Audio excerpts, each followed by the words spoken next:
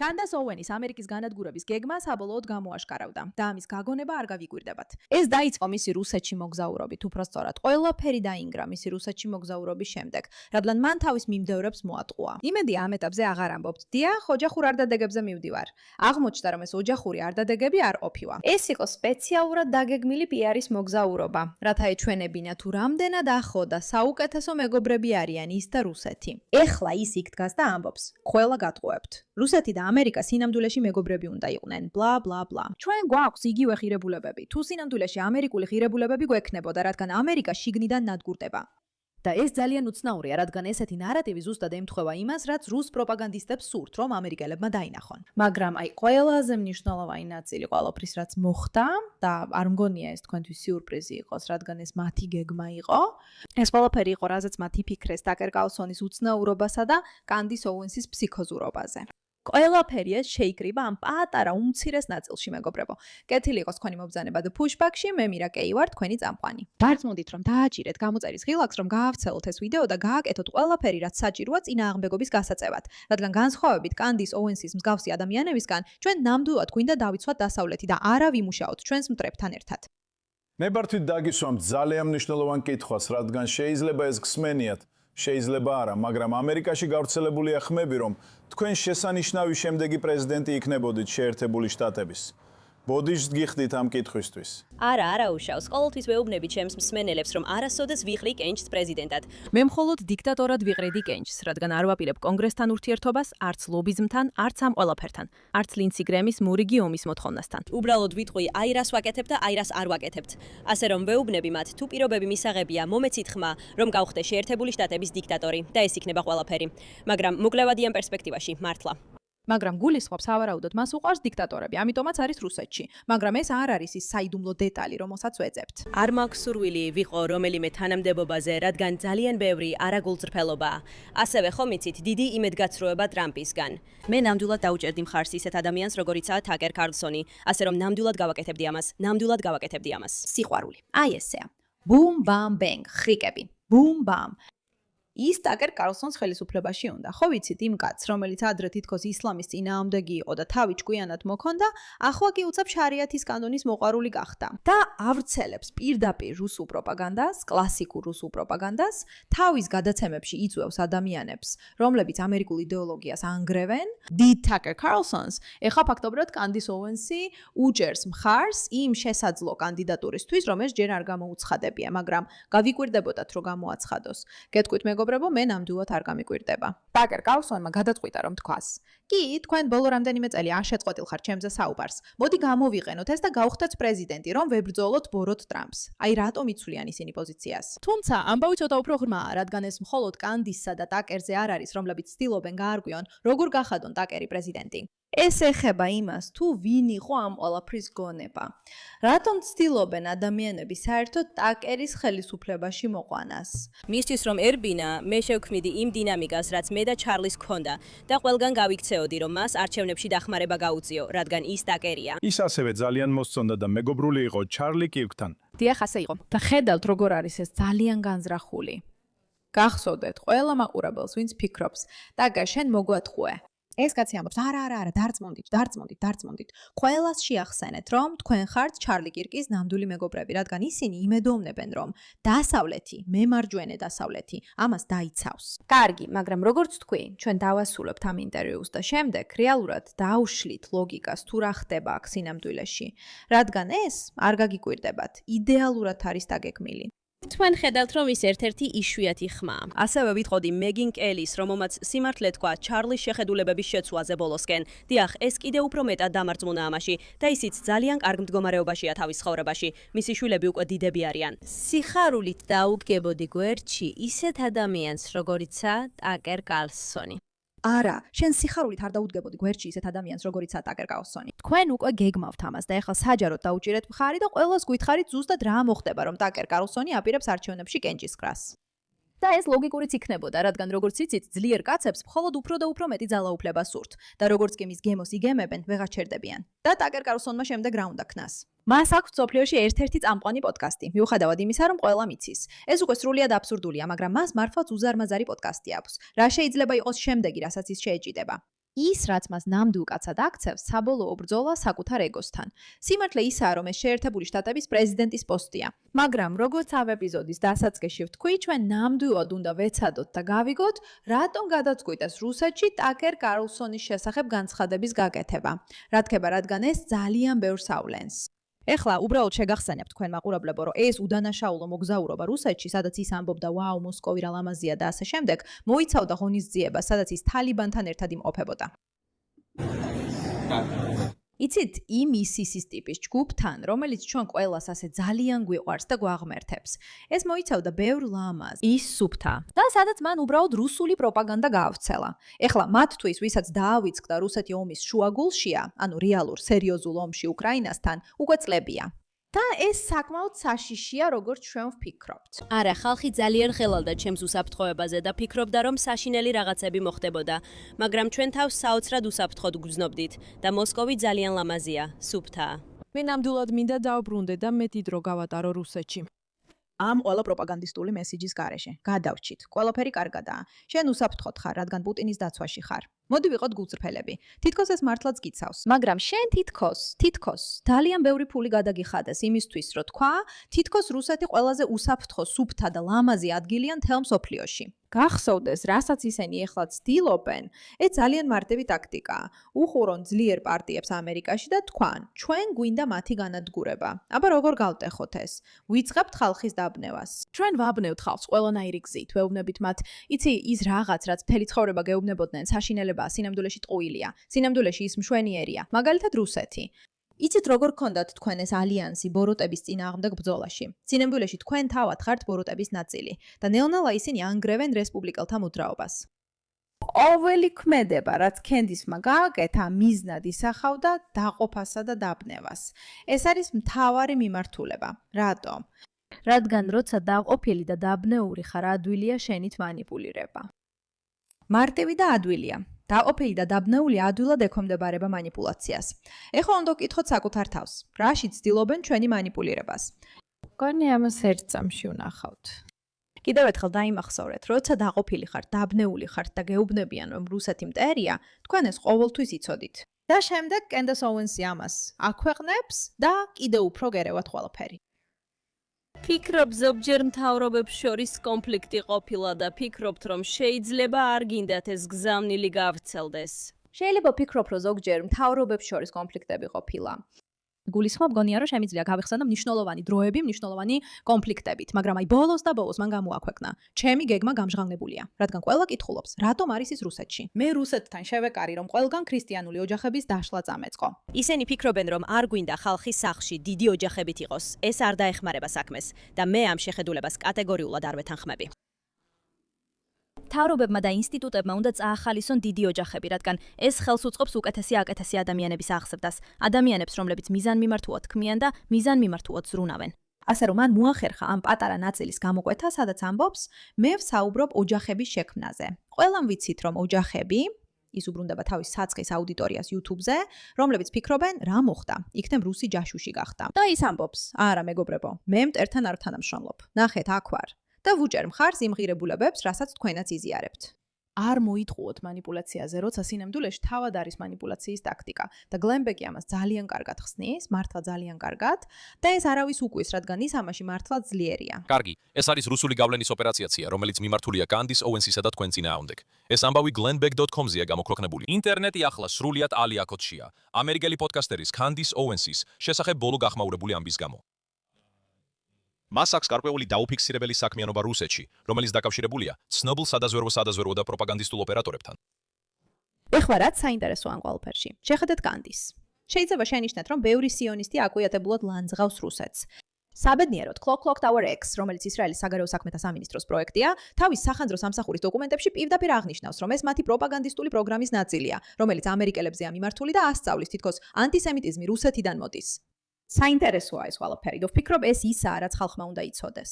დიახ, მალე ისევ დაუბრუნდებით იმას, რაც გლენბეკმა თქვა. მითხარი, ხომ აღარ ირებ კალციუმის დანამატებს, ხომ ასეა. რადგან ხომ იცი, რომ ეს ალბათ არ გეხმარება, განსაკუთრებით თუ შენს ორგანიზმში სათმარისი კოლაგენი არ გაქვს. კოლაგენი მესმის რომ გითხულობ. ხო, დიახ.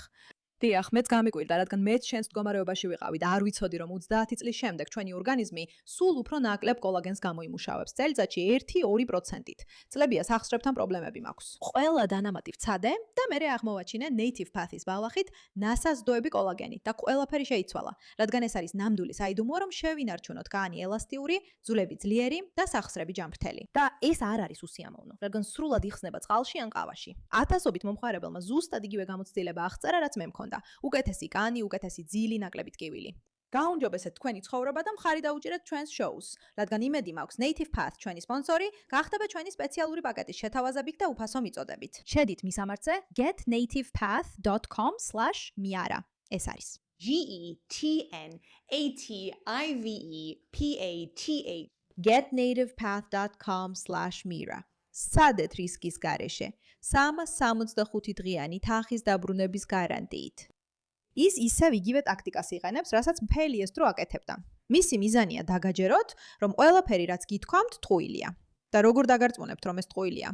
ბოროტის სიონისტების არჩევით, როგორც იმ ადამიანების, ვინც ცდილობდა ეს ცილისმწამებლური კამპანია დაგეჯერებინათ, ეხლა ის არ გულისხმობს ასობით მილიონ ამერიკელს, ვინც ზუსტად იცის, რომ ცივი ომი ნამდვილად მოხდა და რომ რუსეთი ყოველთვის ცდილობდა შეღწევას ბევრად ადრე, ვიდრე დიდი ბოროტის სიონისტების შეთქმულების თეორია გაჩნდებოდა. რუსეთმა მიზნად დაისახა, რომ დასავლეთი მტრად აქციოს. თქვენ წაგიკითხავთ წიგნები, გინახავთ ეს ყველაფერი. მათ აქვთ მთელი ეს იდეოლოგია, სასარგებლო იდიოტების შესახებ. Candace Owens-მა გააცნობიერა, რომ სიონისტები უბრალოდ ძალიან იოლი განტევების ვაცები არიან. ამიტომაც ახლა რუსეთთან დაკავშირებულ საკითხებს ამ გზით ავრცელებს. და სწორედ ამიტომ, რასაც ის აკეთებს, არის ადამიანების დაბნევა და დაყოფა. როგორ შეგვიძლია ეს ისე გავაკეთოთ, რომ მათ საკუთარ ინტუიციაშიც კი ეჭვი შეეპაროთ? არ ვიცი. მოდი მოვიფიქროთ რამე გიჟური და მერე სიონისტებს დავაბრალოთ. მოდი რაღაც მოვიფიქროთ და სიონისტებს დავაბრალოთ. ეს უცნაური ტაქტიკაა, რომელსაც ის ყოველჯერზე იყენებს. გულწრფელად რომ თქვა, უკვე ცოტა მუსაწყენიც გახდა. და მერე რა თქმა უნდა კიდევ ერთ განცხადებას გააკეთებს, რომელიც სპეციალურადაა შექმნილი, რომ ხალხი დააბნიოს და დაყოს, სადაც იტყვის რაღაცებს, მაგალითად, ხო იცი, აშკარად ამბობ, რომ სიონისტებს უნდათ რომ ასე იფიქრო. ეს ყოველთვის სიონისტები აქ, ყოველთვის სიონისტები. გულწრფელად რომ თქვა, ცოტა საცოდავია, თუ პირადად მკითხავთ, ეხლა ნახოთ რა სიტყვის გლენი. Torch-ის შიდა პირებს ქუდი უნდა მოგიხადოთ, რადგან თქვენ გადამწყვეტი როლი ითამაშეთ მისი ვიზიტის შესახებ სიმართლის გამოკვლევაში. მაგრამ Candace Owens-ის საერთო მოგზაურობა რუსეთში სინამდვილეში არ არის მთავარი ამბავი. მისი მოგზაურობა უბრალოდ ნამდვილი ამბის მტკიცებულებაა. და მე არ ვაპირებ ამ ყველაფერს იცით მასზე ან სხვა რამეზე საუბრამდე დავიხვანო. ამაზე შეგიძლიათ თქვენს თავისუფალ დროს იფიქროთ. ვფიქრობ, მთავარი ამბავი აქ ისაა, რომ ამერიკაში ერთ-ერთ ყველაზე პოპულარულ კონსერვატიულ ხმას, Candace Owens, აუდიტორიისთვის უთქვამს, რომ ის რუსეთში, სანქტ-პეტერბურგში, მართლმადიდებლურ ტაძრებში, მცირე რელიგიურ ტურიზმში მიემგზავრებოდა თავის მეუღლესთან ერთად. მშვენიერია, ამაში ცუდი არაფერია. შემდეგ რაღაცები გავიგეთ და ინსაიდერებმა დაიწყეს ისეთი რაღაცების ჩვენება, რაც არ იყო სასიამოვნო. ჩვენ ეს Ryan Morrow-ს მივაწოდეთ და მან რაღაც ძალიან მარტივი, მაგრამ უხერხული გააკეთა. უბრალოდ წაიკითხა პროგრამა, შეხედა ფაქტებს, მიხვდა კვალს და ისევ წაიკითხა პროგრამა. და აი ისიც იქ იყო. ის ჩამოთვლილი იყო როგორც სპიკერი სანქტ-პეტერბურგის საერთაშორისო ეკონომიკურ ფორუმზე. ეს არის SPEP, SPEP. ეს არის კრემლის მთავარი ღონისძიება და ის ამ კვირაში ტარდება. და ეს ის ფორუმია, სადაც ვლადიმირ პუტინი მთავარ სიტყვას ამბობს. ეხლა თუ იმავე სტუმართასიას ჩამოაყოლებთ და რამდენიმე დღე რამდენიმე სახელს ქვემოთ, ასევე ნახავთ ძალიან საშიშ ადამიანს, რუს ფილოსოფოს, სახელად ალექსანდრ დუგი. მან ახლა თქვა, რომ შეიძლება შეხვდეს მასთან, მაგრამ ის ერთსა და იმავე სცენაზე გამოდის, როგორც ის და პუტინიც. ეს ყველაფერი ხომ იცის სულ ხდება სპაივი. ეს რუსული დაზვერვისთვის ცხელი წერტილია. მას ორგანიზებას უწევს რუსეთის მთავრობის უმაღლესი დონეები. უმაღლესი მრჩევლები და FSB-ს პირველი მოადგილე დირექტორი, რომელიც KGB-ს მემკვიდრეა, ორგანიზაციულ კომიტეტში არიან.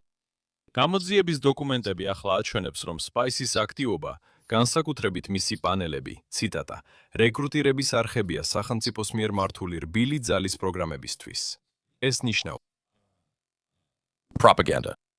და სწორედ აქ ისინი, ციტატა, აყვანენ უცხოელ ინფლუენსერებს ისეთ პროექტებში, როგორიცაა მედია პარტნიორობა. ფაილებში აღნიშნულია, რომ პანელი განსაკუთრებით ამ მიზნით გამოიყენება. Owens-ი იმ პანელშია, რომელიც სავსეა ცნობილი რუსული დეზინფორმაციის აგენტებით, რომლებიც სანქცირებულნი არიან აშშ-სა და ევროკავშირი მიოკავშირის მიერ. ისტორია ისაა, რაც მაშინვე ვიპოვეთ, როგორც კი Ryan Morrow-სთან ერთად კვალს გავყევით, რადგან ეს ძაფი Candace-მდე არ მიდის, ის სხვასთან მიდის. რამდენიმე მართლაც ჭვიანმა ადამიანმა ერთი შუადღე გაატარა კვლევაში და რაც მათ არ მოაჩინეს, არ იყო ჭორი მაგალითად, რომელიმე პოდკასტერის არდადეგებზე. ეს იყო სიგნალი, რომელიც ერთ სახელზე ანთდა, ალექსანდრე დუგინი. და როცა რეალურად წაიკითხავ, ვინ არის ეს ადამიანი, ხვდები რატომ დაიწყო ყველა მნიშვნელოვანი განგაშის ზარის რეკვა. მაშ ნება მომეცით გაგაცნოთ ყველაზე საშიში ადამიანი, რომლის შესახებაც ალბათ არასდროს გსმენიათ ან არ გისწავლიათ, თუ ამ გადაცემის დიდი ხნის მსმენელი არ ხართ. თუ პუშბექის მსმენელი ხართ, ალექსანდრე დუგინის შესახებ ბევრს იცით, რადგან მის შესახებ არაერთხელ გვისაუბრია. იმავე მიზეზით, როგორც მუსლიმთა საძმოხსნის ყატარის манипуляციებს. ალექსანდრე დუგინი ამერიკის წინააღმდეგ რუსული манипуляციების უკანდგარი გონებაა. ორივე მათგანი მთელი ძალით ცდილობს გაანადგუროს შეერთებული შტატები ან დასავლეთი მთლიანობაში. ეს მნიშვნელოვანია, ძალიან მნიშვნელოვანია. ასე რომ მოусმინეთ. ისინი ალექსანდრე დუგინს პუტინის twins ეძახიან. პუტინის twin-ი. ის არის თანამედროვე რუსეთის PIS პროექტის ფილოსოფოსი. ის საოცრად გულახდილი იყო ამ პროექტის და მისი არსის შესახებ. 1997 წელს, როცა ჩვენგან უმეტესობას ჯერ კიდევ არ ქონდა ელფოსტა, მან გამოაქვეყნა წიგნი, სადაც აღწერდა, როგორ დაემარცხებინა ამერიკის შეერთებული შტატები ერთი გასროლის გარეშე. მან დაწერა, რომ რუსეთმა უნდა წაახალისოს ყველა სახის სეპარატიზმი, ეთნიკური, სოციალური, რადიკალური და რასობრივი კონფლიქტები და მხარი დაუჭიროს იზოლაციონისტურ ტენდენციებს აშშ-ის პოლიტიკაში. ის წრეები, რომლებიც ფიქრობენ, რომ აშშ-ში მხოლოდ საკუთარ საშინაო პრობლემებზე უნდა იფიქროს. ეხლა მითხარი, ეს ბოლო 10 წლის ამინდის პროგნოზს არ გავს? მითხარი, ეს ზუსტად იმას არ გავს, რაც ჩვენ ვნახეთ. თქვენ ყველამ უნდა მოусმინოთ ამას, ეს ძალიან მნიშვნელოვანია. ალბათ ვიდეოს დასაწყისში უნდა დამეწყო ამით, რადგან ეს განსაკუთრებულად გებულად, განსაკუთრებულად მნიშვნელოვანია იმის გასაგებად, რაც ვნახეთ კენდისთან, ტაკერთან და მეგანთან დაკავშირებით. ისინი ალექსანდრ დუგინს პუტინის twins ეძახიან. პუტინის twin-ი. ის არის თანამედროვე რუსეთის პროექტის ფილოსოფოსი. ის საოცრად გულახდილი იყო ამ პროექტის და მისი არსის შესახებ. 1997 წელს, სანამ უმეტესობას ჩვენგან ელექტრონული ფოსტაც კი არ ქონდა, მან გამოაქვეყნა წიგნი, რომელიც მანამდე დაიწერა, სანამ მე დავიბადებოდი. როგორ დაამარცხო ამერიკის შეერთებული შტატები ერთი გასროლის გარეშე. როგორ დაამარცხო ამერიკის შეერთებული შტატები ერთი გასროლის გარეშე? მან დაწერა, რომ რუსეთმა უნდა წაახალისოს ყველა სახის სეპარატიზმი. რუსეთმა უნდა წაახალისოს ყველა სახის სეპარატიზმი. ეთნიკური, სოციალური, რადიკალური და რასობრივი კონფლიქტები. რადიკალური, რასობრივი, სოციალური, ეთნიკური კონფლიქტები. ან უნდა აკვირდებოდეთ და ხედავდეთ ნებისმიერ რამეს, რაც შეიძლება კონფლიქტს ქმნიდეს ამერიკის შეერთებული შტატების მოსახლეობაში და ცდილობდეთ მის გამწვავებას. რატო? იმიტომ, რომ კონფლიქტი საზოგადოებისთვის ცუდია. ასე რომ, რასობრივი დაყოფა ბუმი, ეთნიკური დაყოფა ბუმი. რასობრივი. ყველაფერს შევხედავთ და ვიპოვით ადამიანებს, რომლებიც ამ დაყოფას გააღრმავებენ და გააუარესებენ. და მხარს დაუჭერთ იზოლაციონისტურ ტენდენციებს აშშ-ის პოლიტიკაში. მხარს დაუჭერთ იზოლაციონისტურ ტენდენციებს შეერთებული შტატების პოლიტიკაში. რა ვნახეთ ბოლო დროს? ჩვენ ნახეთ ეს უცნაური აკვიატება, რაც ადრე მარგინალურ იზოლაციონისტურ მოსაზრებად ითვლებოდა. ანუ, იცით, რომ სიონისტები გიჟები არიან, ან ამერიკამ არასოდეს არ უნდა დაიწყოს ომი არაფრისა და არავის გამო. და ნახეთ, როგორ ცდილობენ ეს იზოლაციონისტური მოსაზრებები, ისე წარმოაჩინონ, თითქოს ისინი უმრავლესობაა, თითქოს ეს ნორმაა. თითქოს ის გიჟები, რომლებსაც Tucker Owen-ი თავის პოდკასტში იწვევს, მაგალითად Nick Fuentes-ი, ისევ და ისევ. რომლებიც რეალურად რასობრივი დაძაბულობის გამწვავებლები არიან. ადამიანები, რომლებიც ცდილობენ უცნაური იზოლაციონისტური საკითხები და კონფლიქტები გაამწვავონ. და მათ ისე გააკეთეს, რომ სოფლიოს ყველაზე დიდი პოდკასტიც კი ამ ნარატივებს ავრცელებს. თითქოს ეს ნორმალურია, რაც რეალურ ქაოსს ქმნის, მაგრამ ამასთანავე სრულიად აჭარბებს იმას, რაც სინამდვილეში ხდება. და რაც ყველაზე მთავარია, დაბნეულობასა და დაყოფას. ის წრეები, რომლებიც ფიქრობენ, რომ აშშ-ში მხოლოდ საკუთარ შიდა პრობლემებზე უნდა კონცენტრირდეს. აშშ-ში მხოლოდ საკუთარ შიდა პრობლემებზე უნდა კონცენტრირდეს. წამით განვერიდოთ მეთ უოლშებს და იმ ადამიანებს, რომლებიც ამბობენ, რომ ამერიკა მხოლოდ საკუთარ საკითხებზე უნდა გაამახვილოს ყურადღება. ვინ არიან ის ადამიანები, რომლებიც ყველაზე მეტად სარგებლობენ ამით? გეუბნებიან, რომ ეს სიონისტებია. ამას ყოველთვის გაიგონებთ, რადგან სიონისტები არიან ბოროტი განტევების ვაცები. ისრაელია ის, ვინც სარგებლობს ამით. მაგრამ დაფიქრდით იმ ადამიანებზე, ვინც რეალურად სარგებლობს ამით, ვინც ნამდვილად მნიშვნელოვანია. რადგან თუ ისრაელის ეკონომიკას შეხედავთ, ის აბსოლუტურად აყვავებულია. მას შეუძლია სურვილის შემთხვევაში სამხედრო თვალსაზრისით თვით დამოუკიდებელი გახდეს. ერთადერთი მიზეზი, რადგანაც ეს აქამდე არ მომხდარა, არის ის, რომ ამერიკა ამით უზომოდ სარგებლობს, მაგრამ ამაზე სხვა დროსაც შეგვიძლია ვისაუბროთ. შეხედეთ ამერიკის მტრებს: რუსეთი, ყატარი, ჩინეთი, ახლო აღმოსავლეთი. ეს სხვადასხვა ადგილები: რუსეთ-უკრაინის ომი, ახლო აღმოსავლეთის ომი, ჩინეთ-ტაივანის ომი. ყველა ეს ქვეყანა კონფლიქტშია. კონფლიქტში რომლის გადაჭრასაც ისინი უკვე დიდი ხანია ცდილობენ. და ისინი ელოდებიან ჩაერევა თუ არა ამერიკა. რადგან თუ დიდი დასავლეთი ჩაერევა, მაშინ ისინი პრობლემაში აღმოჩნდებიან. მაგრამ თუ დიდი დასავლეთი უკან დაიხევს და არაფერს გააკეთებს, რადგან იზოლაციონისტური შეხედულებები მათ ქვეყანაში არცელებს იმ იდეოლოგიას, რომ მხოლოდ ამერიკაში მიმდინარე მოვლენებზე უნდა იყო კონცენტრირებული, ყველა ის ქვეყანა, რომელიც ცდილობს მსოფლიო ასპარეზზე წამყვანი მოთამაშე გახდეს, სწორედ ისინი იღებენ სარგებელს. ისლამისტები არ ერევიან იმაში, რაც ხდება ახლო აღმოსავლეთში, ან ისლამთან დაკავშირებით. რუსები არ ერევიან იმაში, რაც ჩვენთან ხდება. ჩინეთი არ ერევა იმაში, რაც ჩვენთან ხდება. ეს ქვეყნები, რომლებიც შექმნილია დასავლური ღირებულებების სისტემის დასანგრევად. სწორედ ისინი მიიღებენ სარგებელს დამოუკიდებელი მიზანმიმართული ამერიკისგან, რომელიც მხოლოდ ამერიკა უპირველეს ყოვლისა მიდგომით ხელმძღვანელობს და რომელსაც არ შეუძლია გააცნობიეროს ეს ნიუანსები და გეოპოლიტიკური შესაძლებლობები. თუ გინდა რომ პირველ ადგილზე დარჩენ და თუ გინდა რომ ამერიკა იყოს პირველი, მოგიწევს სხვა მოთამაშეებთან ურთიერთობა და იმის უზრუნველყოფა, რომ ისინი თავიანთ ადგილებზე დარჩნენ. სწორედ ისინი იღებენ სარგებელს ამ ყველაფრიდან. ეხლა მითხარი, ეს ბოლო 10 წლის ამინდის პროგნოზს არ გავს? ნება მომეცი კიდევ ერთხელ გავიმეორო. რუსეთმა უნდა წაახალისოს ყველა სახის სეპარატიზმი, ეთნიკური, სოციალური და რასობრივი კონფლიქტები და მხარი დაუჭიროს იზოლაციონისტურ ტენდენციებს აშშ-ში. პოლიტიკაში, იმ წრეებს, რომლებიც ფიქრობენ, რომ აშშ-მ თავი უნდა შემოიფარგლოს შიდა პრობლემებით. ბუმ! ეს არის პირდაპირ ყველაფერიერი. ის პასუხობს ყველა კითხვას. ეს არის შეთქმულება, რომ ამერიკა შიგნიდან დაანგრიონ. ეს არის ის, რაც ბოლო 2 წლის განმავლობაში ბევრ ჩვენს მემარჯვენე პოდკასტერს ემართება. აი ეს არის. ეს არის სტრატეგია. ეხლა მე არ ვამბობ, რომ თქვენ ამას ვერ მიხვდებით საკუთარი დასკვნით, იცით, საკუთარი აზრებით. და თქვათ მე არაფერ შუაში ვარ, მაგრამ მიიღეთ ეს გადაწყვეტილება. თქვენ მიხვედით ამ დასკვნამდე. თუ ეს პროპაგანდის ნაწილია. ეს არის ის, რაც ქმნის. ეს არის კითხვა, რომელიც ჩვენ ყველამ უნდა დაუსვათ საკუთარ თავს. ასე რომ, კიდანაშაულო მოგზაურობა, სადაც ის მიდის, აცვია ყველა შესაფერისი ლამაზი ტანსაცმელი და იძლევა ინტერვიუებს, სადაც საუბრობს რუსულ ოჯახებზე. ეს ყველაფერი ძალიან მარტივი გეგმით კეთდება. დაძაბულობა გააღვივოს, გამოიწვიოს დაბნეულობა და ნორმალურად წარმოაჩინოს ის. და ეხლა ამ ყველაფრის ერთად შეკრებით ტაკერ კალსონის, რომელიც აშკარად ამ ყველაფერს ბევრად უფრო აქტიურად აკეთებს ვიდრე კენდის ოუენსი, ამერიკის შეერთებული შტატების პრეზიდენტად დაყენება. რადგან რა ხდება, როცა ტაკერ კალსონი ისლამისტების მოყვარული გაყიდული ადამიანი, რომელიც ალექსანდრ დუგინის პროპაგანდას კარგრამედ ასაღებს, რომელიც ცდილობდა დაგორწმუნებინა, რომ ჩეჩნეთში და ჩეჩნეთის ქვეყნებში ცხოვრება დასავლეთზე უკეთესია, ეს ადამიანი მიდის ამერიკაში. იცით რა ხდება?